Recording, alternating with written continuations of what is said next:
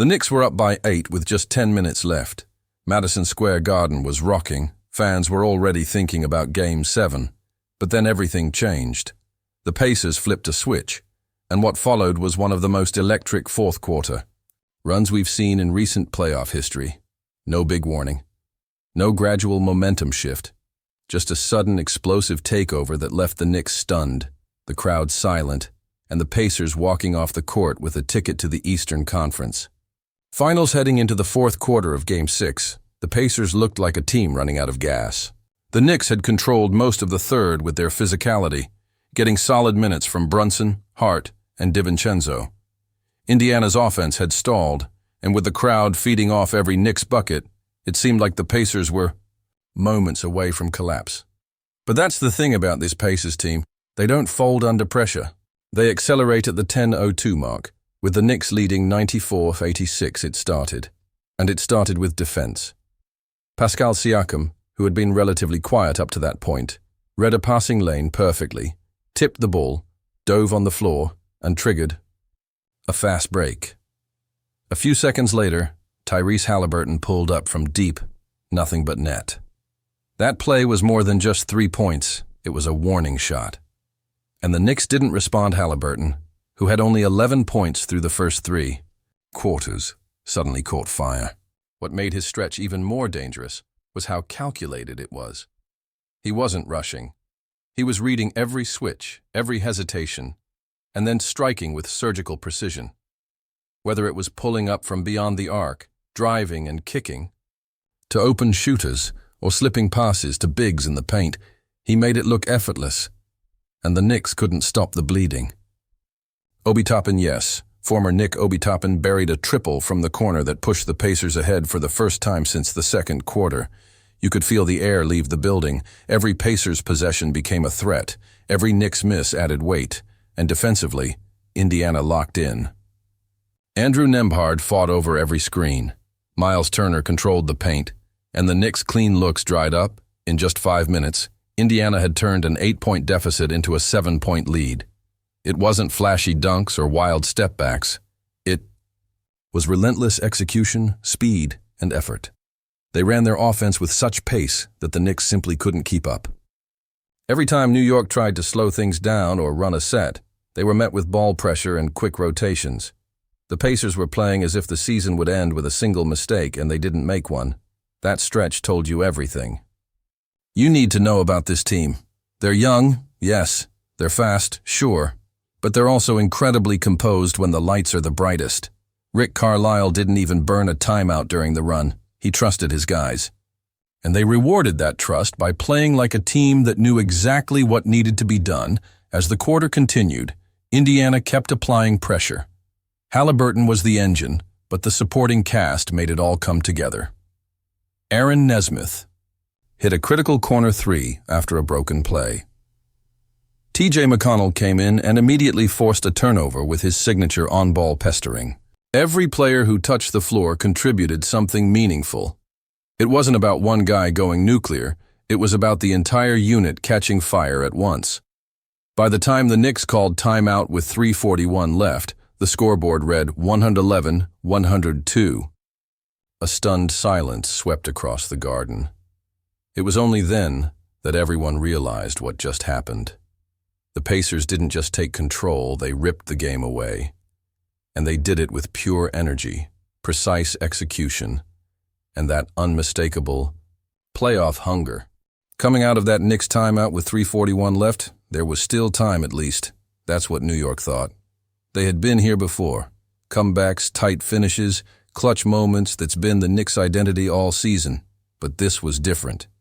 The Pacers weren't just playing good basketball. They were playing desperate, fearless, almost chaotic, but in a way that was completely under control.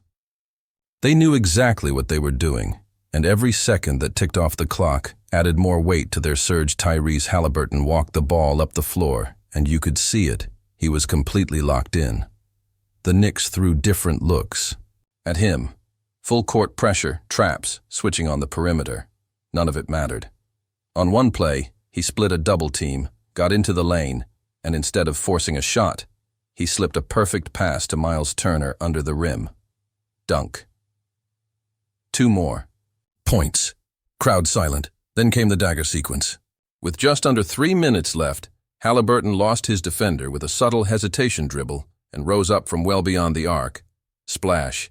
It didn't even hit the rim. The Pacers bench erupted. Knicks called another timeout. That shot made it 114-102, and the run was now a full-on avalanche. Indiana had scored 28 points in just over 7 minutes, while holding New York to 8. The brilliance of the Pacers' run wasn't just in the scoring, it was in how fast they made everything happen. The Knicks would miss a jumper, and before anyone could get back, Indiana was already at the other end.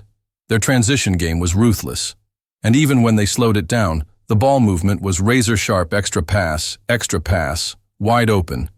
Look, every decision had purpose. Pascal Siakam started to assert himself in the final stretch, using his size and footwork to get to his spots in the mid-post. On back-to-back possessions, he scored over Josh Hart with turnaround jumpers that looked automatic. Not flashy, just cold-blooded. Those shots didn't just extend the lead, they drained whatever belief the Knicks had left. On defense, the Pacers had completely figured it out. Jalen Brunson, who had been carrying the Knicks all playoffs, couldn't breathe. Every drive was met with bodies. Every kickout had a closeout. Nembhard stayed glued to him, and even when Brunson got a step, there was Turner or Siakam waiting to contest. New York couldn't get clean looks, and when they did, they rushed them like they knew their window was closing fast. And yet, despite the chaos, the Pacers never played rushed. That's what made this run feel so different. They moved fast, but never in a panic. Every possession looked rehearsed, every cut was sharp, and every rotation on defense was synced. It was as if they were moving with one brain, 5 guys operating with total trust. With under 2 minutes to go, and the lead sitting at 13, the Knicks were forced into desperation mode. Quick shots, risky passes. But Indiana didn't flinch. They welcomed it. McConnell picked off a wild pass, pushed the ball up the floor, and found Nesmith for an easy layup. The lead ballooned to 15. At that point, it wasn't just about winning the game. It was about sending a message, and make no mistake, that message was loud and clear. The Pacers weren't just here to compete. They weren't just happy to make it this far. They were built for this moment, and in that fourth quarter, they looked like the most dangerous team in the East. The energy, the cohesion, the refusal to fold it all clicked at once.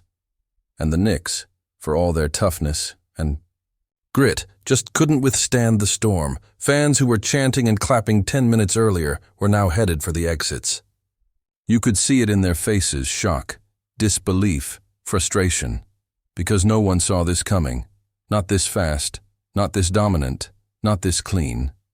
By the time the final buzzer sounded, the Pacers had outscored the Knicks 38-17 in the fourth. A double-digit swing on the road in an elimination game against one of the league's most resilient teams. That's not just a win, that's a statement. And in that quarter, the Pacers didn't just advance, they announced themselves. As the final seconds ticked off the clock, the Pacers bench stood, arms raised, smiles breaking out. But it wasn't wild celebration. It was controlled, focused, like a team that expected this outcome. They had come into Madison Square Garden with their season on the line, and walked out as the team heading to the Eastern Conference Finals. The final score read 121-11, but if you watched that fourth quarter, you knew the gap felt much wider than that. This wasn't a fluke. This wasn't one guy getting hot. This was a team flipping a switch and showing a level of control and chemistry that you usually only see from seasoned championship contenders. And for Indiana, it couldn't have come at a better time. Tyrese Haliburton finished the game with 29 points and 13 assists. 14 of those points came in the fourth quarter alone, and nearly every one of his assists during that run led to a high-quality shot. But it wasn't just the numbers, it was the poise, the leadership. He looked like a floor general in total command of every possession, keeping the team locked in and attacking with purpose. He didn't force the moment, he owned it. Then there was Pascal Siakam, 22 points, 8 rebounds, 3 steals, but more than that, His presence gave the Pacers a calm anchor in the clutch. His defense on Julius Randle, his timely buckets in the paint, his ability to draw doubles and still make the right play, it all added up. He's been here before, and it showed. And Miles Turner? He anchored the defense like a true veteran, but his offensive awareness was just as important. Setting hard screens, making quick dives to the rim, spacing the floor when needed, he did the dirty work that doesn't always show up in the box score, but makes a massive impact on the game. Every single Pacer played with urgency. Toppin, McConnell, Nesmith, Nembhard, all of them brought energy and smart decision-making. It's rare to see a bench come in during a close playoff game and not only hold the lead but expand it, and that's exactly what they did. For the Knicks, it was heartbreak. Jalen Brunson finished with 26 points, but the Pacers' adjustments in the fourth completely cut off his rhythm. He was forced into tough shots, made to work for every inch, and by the final minutes, you could see the fatigue on his face. The count, Knicks had given everything, but it wasn't enough. Not against this version of the Pacers. What makes Indiana's run so scary is how sustainable it looks. This isn't a team relying on isolation heroics or miracle shooting streaks. They play with pace, intelligence, and depth. They defend as a unit, and on offense, everyone knows their role. It's a system, and it's working. And now, with the Eastern Conference Finals just ahead, the rest of the league has to take notice. The Pacers aren't just a feel-good story or a scrappy underdog, they're a problem. They just walked into one of the toughest arenas in basketball and silenced it in less than 10 minutes. That kind of composure doesn't come from luck. That comes from belief, from preparation, and from a team that knows exactly who they are. This Game 6 comeback will go down as one of the defining moments of the Pacers' season. Maybe even their new era. Because it wasn't just about winning. A game, it was about announcing their arrival. The Eastern Conference isn't safe anymore. Not with this Indiana team storming through it.